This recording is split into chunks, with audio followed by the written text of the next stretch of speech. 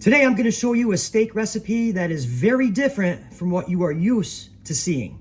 Okay, so here I have a boneless beef chuck, and these steaks are absolutely amazing in a saute pan, but they're even better on the grill, okay? And if it's your first time here, I welcome you. So I've had this hanging out on the counter here for about 10 minutes, all right?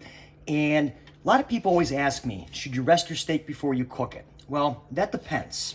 If you're team medium rare, I would highly recommend resting it for about 8 to 10 minutes because cooking a medium rare steak takes no time, okay?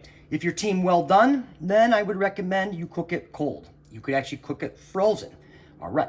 So what we're gonna do is we're gonna get our saute pan nice and hot, and I'm gonna show you how we're gonna cook this steak today.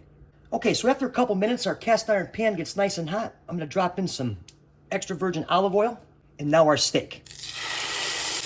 This steak has 0 salt and 0 pepper on it. We're not salting and peppering it before we cook it, and I'll explain why later. So what we're gonna do is we're just gonna let this go for about 4 minutes per side on a medium-low heat if you're cooking in a cast iron.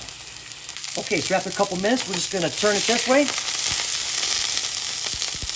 Finish it off, a couple more minutes. Okay, so it's been about 4 minutes, and what we're gonna do is we're just gonna give this a nice gentle flip. Get a nice sear on that. And we're gonna do the same thing for this side.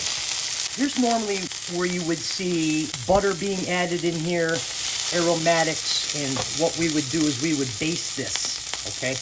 And yes, everybody does that. I've been guilty of doing it, but I personally think that cooking the steak this way, it comes out just the same, if not better, especially what I'm gonna show you when the steak is done, okay? So no basting, no aromatics, none of that. A couple more minutes, and this guy's gonna be ready to go. All right, so it's been about 3-4 minutes. Let's give this guy a finger poke test here. No, it's not quite there yet.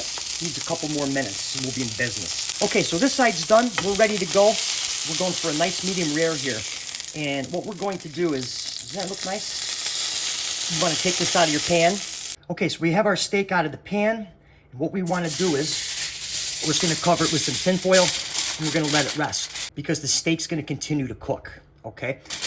So just let it hang out. Okay, so our steak's been hanging out for about 8-10 minutes. Now we're just gonna give it a nice slice into decent sized pieces here. How's that look? That's perfect. If you're a team medium rare, we're in business.